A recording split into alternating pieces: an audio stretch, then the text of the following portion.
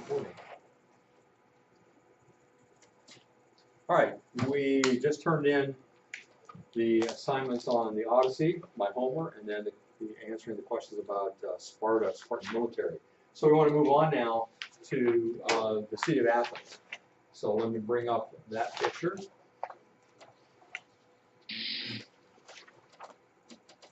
And we'll talk about Athens. Athens was actually a bit freer society than Sparta. They weren't so strict about everything, weren't focused on the military like Sparta was, and so the city of Athens was much more open to creativity. You know, when you have everything ordered and structured in such a way that nobody can deviate from it, you're not going to get much creativity. Everybody's going to be the same. But in Athens, they were more creative. They were engaged in commercial endeavors. Rather than restricting who could come in and out of the city, they welcomed people. They were involved in trade with many different people. Their government was a democracy, so it was ruled by the people. And they believed in individualism. Whereas Sparta, everybody was supposed to be like the other guy. But in Athens, everyone could be whoever they wanted to be. They could be individuals. So that kind of society lent itself excuse me, to people creating different things, and whether it's different poetry, philosophy, to craftsmanship, all those kind of things flourished in Athens. Athens moved from a monarchy originally to an oligarchy consisting of a council of nobles with the chief magistrate, or the archon, he was called, who was elected from the nobility. Now we want to look a little bit at the city of Athens that we have here. This is a drawing done of ancient Athens, and we can pick out some of the important features of the city. So let's just go down through. 1, 2, 4 are temples to Athena. You can see them up here on what's called the Acropolis. Acropolis is the highest place of a city, and I learned when I was in Greece that there is more than one Acropolis. Every city had an Acropolis. I thought that was just the name of this one place, but you can see here's the Acropolis Hill. Every city had a hill on which they built a temple or two or three. And you can see on this Acropolis we have temples to Athena. This is the most famous here, called the Parthenon. And I'll show you pictures of some of these others that are there as well. Let's see, then we move down to, here's a road, Citizens Road. Down here is the altar to 12 gods. Now that, as far as I know, is not there today. I didn't see anything like it anyway. And I wonder if that's not where Paul passed by in Acts 17 or 16 when he tells the philosophers that he had seen altars to many gods and saw one to an unknown god. Covered walkways here we have there and there. 9 is a council hall. Law courts are here. And let's see the other one. Oh, here. There's a temple here, a military hall there, an open air high court here, and the amphitheater over here. So a little bit outside of town. And there are amphitheaters in every Greek city as well. They value things like plays or speaking. So the amphitheaters were common. And then, of course, the Romans picked up on that as well. All right, so that's kind of a look at the city. Now, this area is not labeled, but in the center of town, usually, in a Greek city, or close to the center, or at least near the coast where ships would be coming in, would be what's called the agora. Are we familiar with the word agora? Have we used that before? Agora. Agora is marketplace.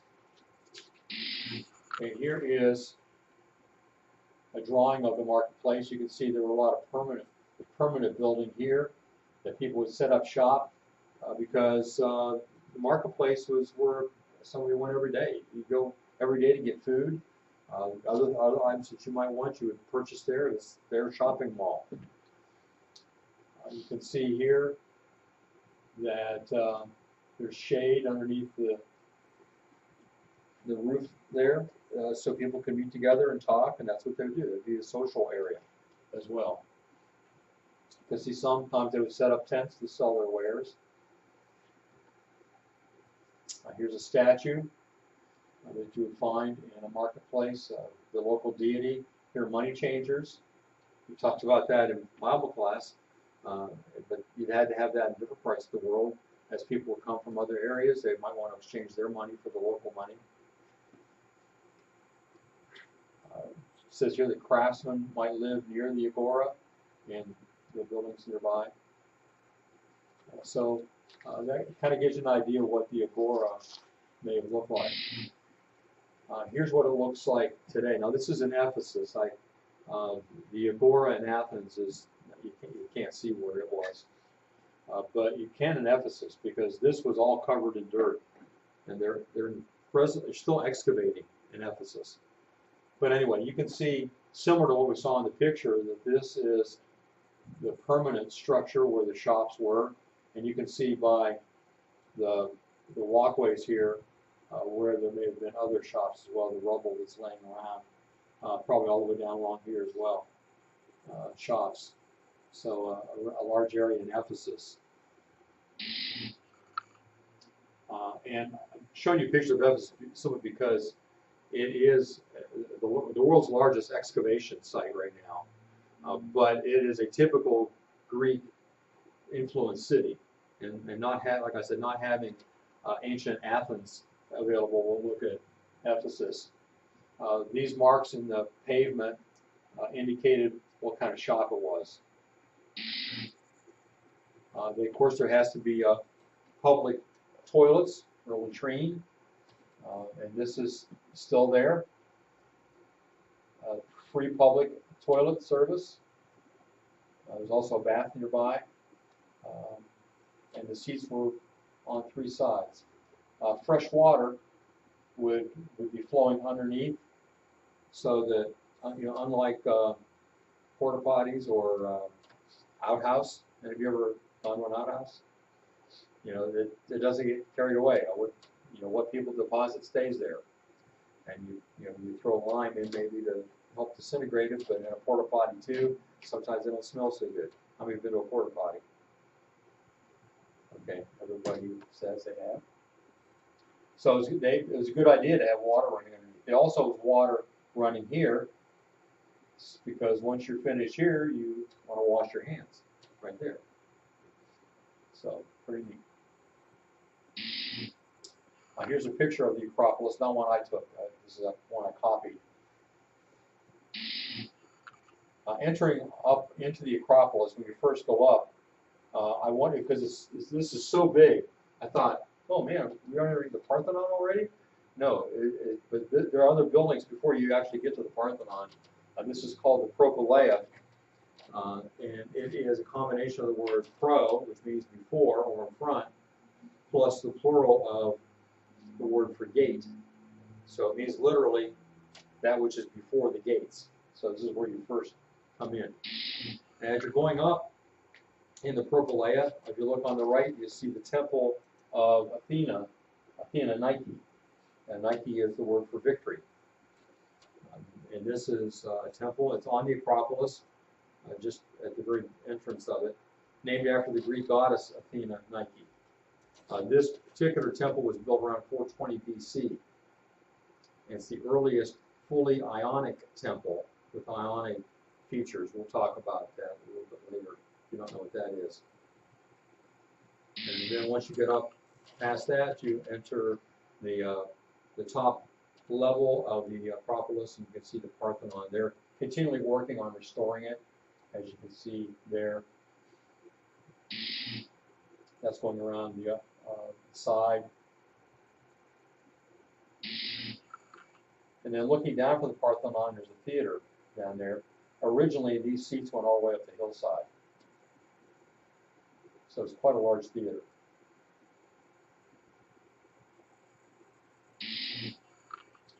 Here's another look at another side of the Parthenon. It was extremely hot up there. You can see there was only one tree on top, or maybe a couple trees together, which I don't think I have a picture of, but it was very hot that day. And you can see there's no shade anywhere. And the ground is all white. Buildings are white. So at one time, of course, this had a roof on it. In fact, until very recent times. It wasn't until, oh, I'm trying to think now, was it the 1800s or 1600s? I can't remember now for sure. It was being used to store gunpowder, and it exploded, blew the roof off. So it really was intact for centuries and centuries. Now, as you begin to walk away from the Parthenon down the other direction from which you entered, you come to what's called the Erechtheion. We won't bother reading all that, but it's another temple that's off to the side. It's on the north side of the Acropolis, and it was dedicated to both Athena and Poseidon. An interesting feature is this porch area called Porch of the Maidens. These are maidens facing out. You see how they're looking away from the temple. They are columns, but in the shape of maidens. And that was built to conceal the 15-foot beam needed to support the southwest corner, because it's over the edge. And so that was just put there as a facade to cover up the beam that's behind it. And here's a shot from the other side. Again, at one time had a roof.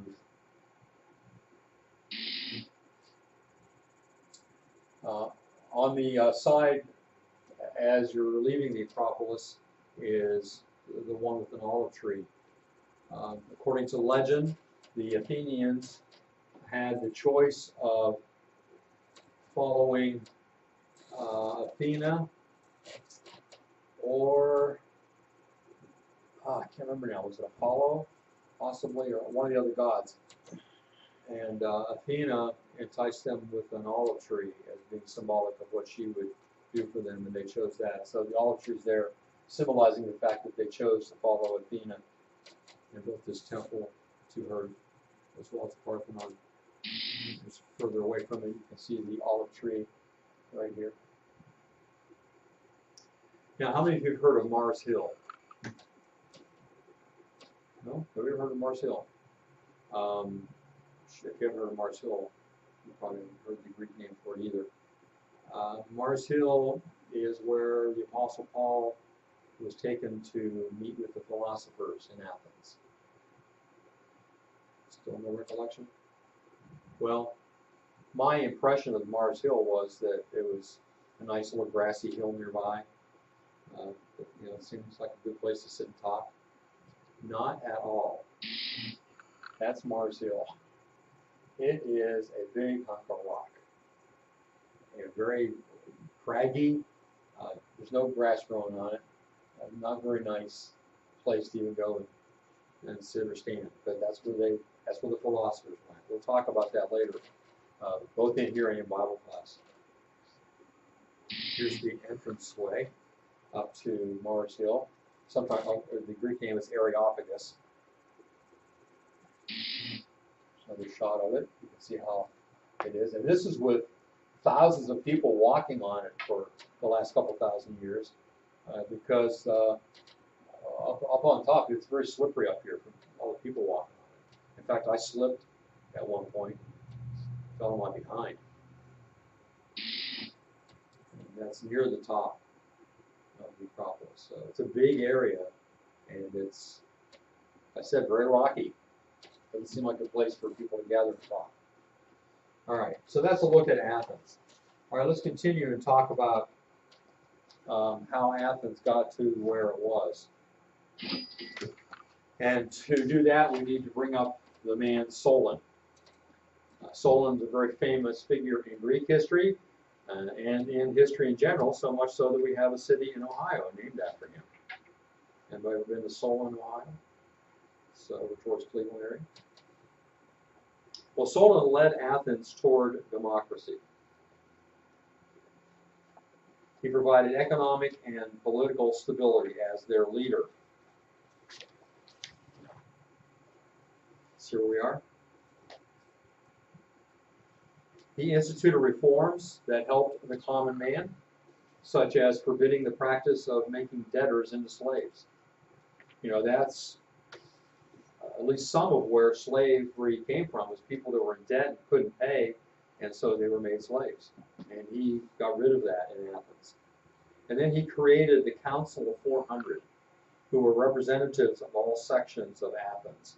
So that gave the people a voice in the government through this council.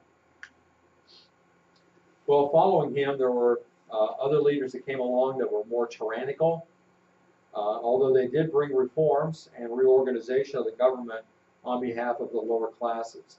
Sometimes a tyrant would get in and he would force those that were in control to allow the lower classes even more participation in government. And then we come to a man named Pericles. Pericles lived in the 5th century BC, and he led Athens to a rule of the people, closer to democracy. In 478, the walls erected around Athens enclosed an area of 3.5 square kilometers, including the harbor district of Piraeus is the name of the harbor. The full population of the city was over 140,000, but only 40,000 of these were full citizens. And of course, you had to be male in order to be considered a citizen. Athenian society was composed of 4 main social classes. On the bottom, as you might predict, were slaves. Next were the metics, M-E-T-I-C-S, who were non-citizen free persons. They weren't slaves, they were free, but they weren't citizens. And then above them were women. And of course above them were what were called citizens. And then within each of these 4 classes, there were subclasses as well, which we won't get into. So, for example, there were common citizens and aristocratic citizens. Now, going back to the freemen, who were called metics, that would be all male citizens of the, I'm sorry, all male citizens were freemen. I'm not just talking about the metics here. And divided into the numerous classes. And so I don't think it's important for you to know all the different classes, so we won't go into that. But within each of them, there were a number of different divisions. And of course, slaves being the lowest class in Athenian society. But in Athens, they seem to be less harshly treated than they were other places. So being a slave in Athens was maybe better than being a slave elsewhere. One of the criticisms of Athens was that its slaves and freemen were difficult to tell apart. If somebody came into Athens, is that guy a slave or is he a freeman? Can't tell. And that certainly wasn't the case other places. Well, slaves had an important part in Athens. They were a fundamental part of the economy. They worked as tutors, as police officials. One group of elite slaves was even empowered to herd citizens to the assembly with a long rope dipped in paint. You remember back in kindergarten, holding onto a rope while you went places? Did you ever do that? Do you remember that far back? Maybe in 1st grade? I don't know. That's what they did. It was time for the citizens of Athens to meet together. They would send out these slaves with ropes and, okay, everybody, grab a hold of the rope. We're all going to the meeting. Next in status were the domestic slaves. That would be a slave in somebody's house, who under circumstances might be allowed to buy their own freedom. Often looked upon as one of the family, during certain festivals, they would be waited upon by their masters. So there were certain times of year, certain celebrations that they reversed, and the masters served these domestic slaves. And then the lowest of all slaves were the ones that worked in the nearby silver mines. Most of them didn't last too long there. So if you got sent to the silver mines, you had a short lifespan. Now just a little bit about the women. Women would be married at about age 14. So how old are you ladies? 14? So you're just at the right age to get married. How's that feel?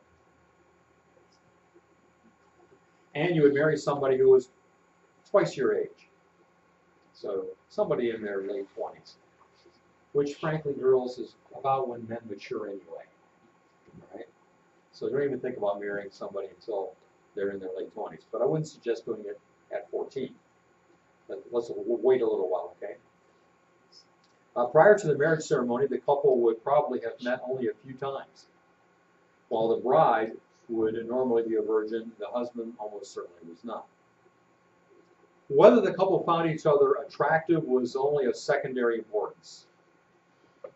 In our culture today, that's number one, right? You've got to be attracted to the person. Wasn't that big of a deal for them. The young bride would have been selected mainly for her dowry, which is the payment that the father would give her husband. So how much money is she worth? That would be the main issue. Also, they would take into account her possible fertility. In other words, does she look like the kind of woman that would give birth to a lot of children? Maybe on the basis of what her mother did and the family. And her skills at such things as weaving. Is she a good weaver? Guys, that's the question you need to ask yourselves when you start dating. Is she a good weaver? And how much money does she have? No? You don't like that idea? Well, you wouldn't make a good Athenian. The marriage ceremony itself was rather romantic, and it would be sealed when the husband lifted his bride's veil and stared into her eyes. Does that sound romantic? Once married, a respectable Greek wife would be confined primarily to the household, because even shopping was the husband's job. Her opportunities for socializing were therefore rather restricted. No phones. You can't call somebody and talk. But the wives might meet friends at the local water fountain when they're going to get water. During the major festivals, they would get together with other women, and the performance of cult ceremonies, so religious ceremonies. Divorce was not uncommon, and had little of the stigma that later Christian civilization would attach to it, and women could and frequently did remarry. All right, as we pointed out already, the agora was the major focus of everyday affairs in the city, and of course that's where much of the social activity took place. Custom dictated that respectable women and young men should be absent from the agora until after midday. So adults only before noon. In fact, lower class women would often be present from the early morning selling things like food and bread. Bread sellers were notoriously loudmouthed and vulgar. So guys, look for a young lady who can weave. But if they bake bread, you don't know what you're getting into. All right, let's take a look at page 55 in your book. And there's a section there I want you to look at.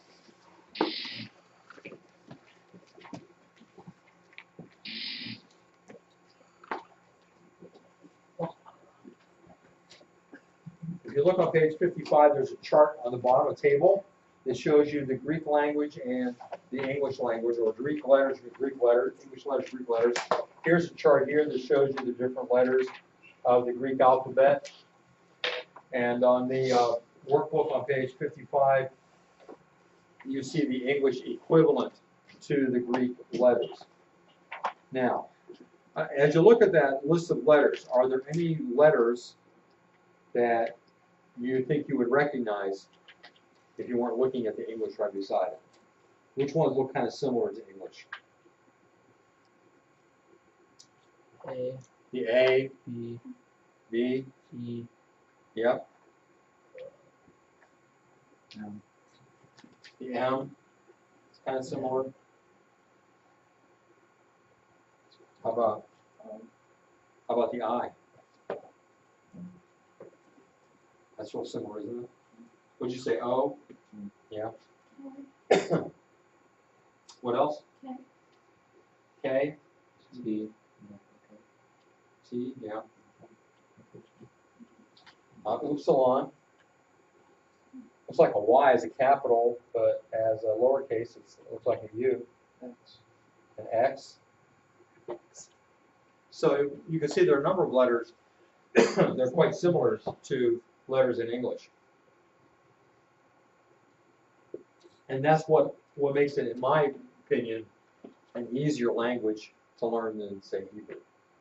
I have friends that really like Hebrew, but I think it's a little bit easier to learn Greek. All right, now look at the, on the right-hand side of your chart there, you see John 3:16, the Greek words and the English words written underneath it. So you can see that the second word is for. It doesn't come first like it does in English. So for loved God, and that ha, that O in front of theos is an article, the. The God so loved the world.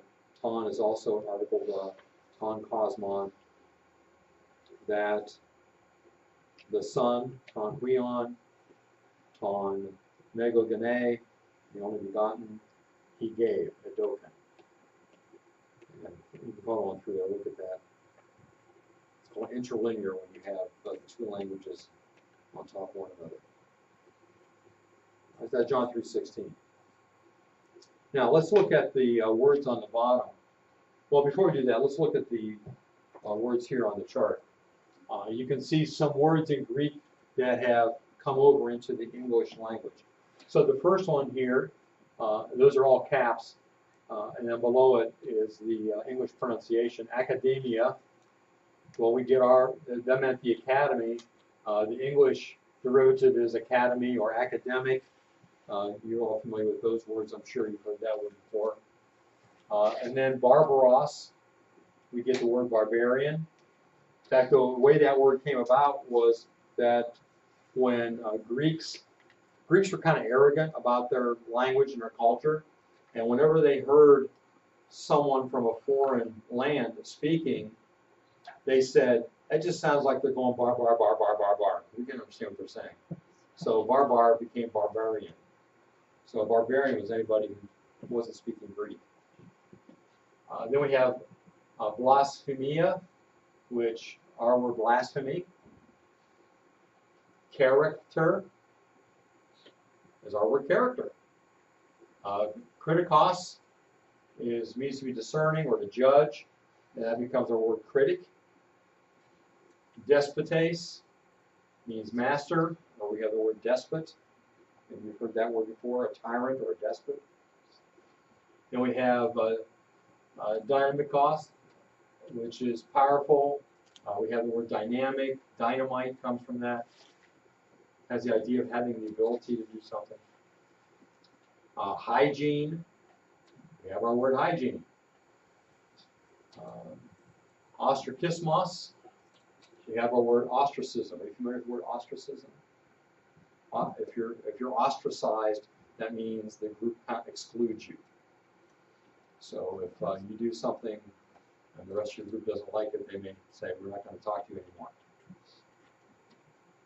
Poetes is creator or poet. We have the word poet from that.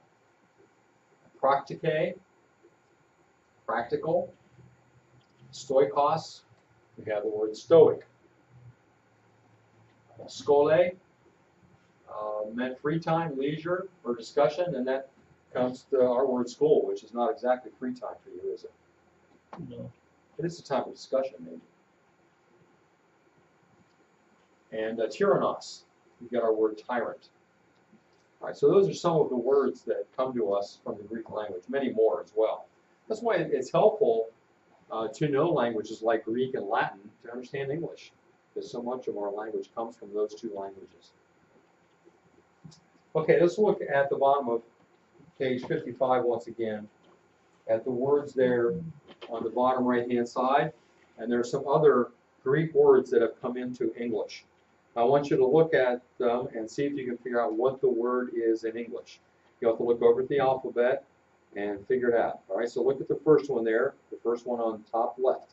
Don't say it out. Raise your hand if you think you got it.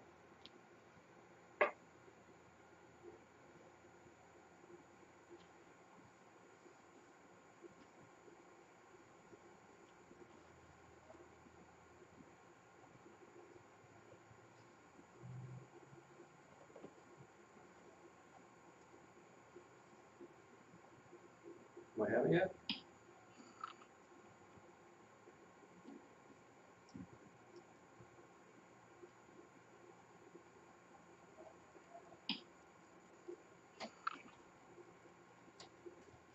Okay, what's the first letter?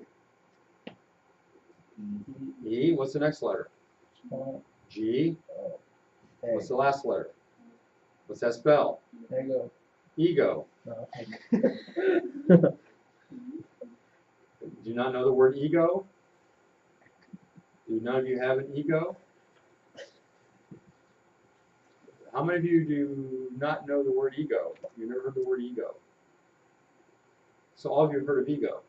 Yeah. Okay. So why didn't any of you say what that was? Ego. Okay. Go to the next one to the right. Next one to the right.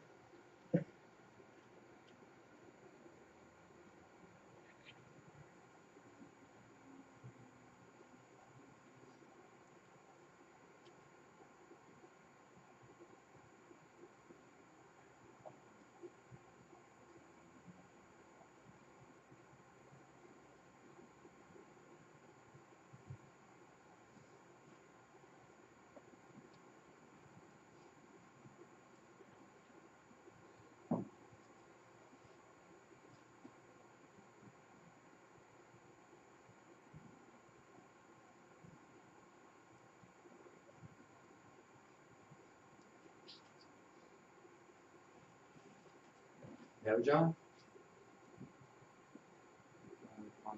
Cosmos. Cosmos. You all see that? K-O-S-M-O-S. How many of you got that? Okay, didn't see any hands up before. So raise your hand when you got it. It's your time to shine. All right, look at the next one to the right.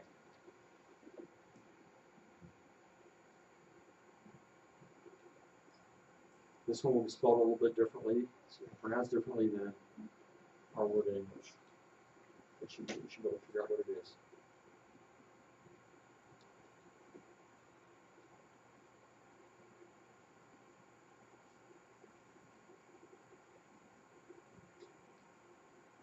Think you have it, Mia? Martyr. Yeah, I know there's an S on the end. In Greek, that's the singular. In the Greek, the word is martyros, which is our word martyr. What's a martyr? What's a martyr? Mia?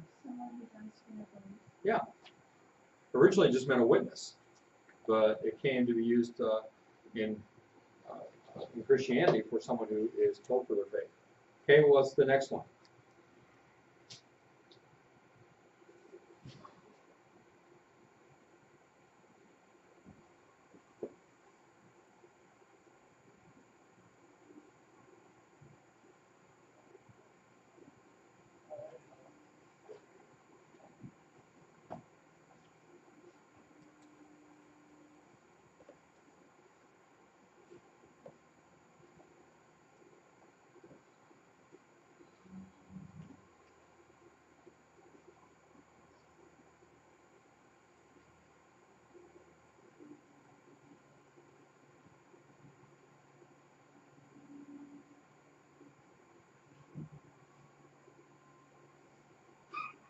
Anybody have it yet?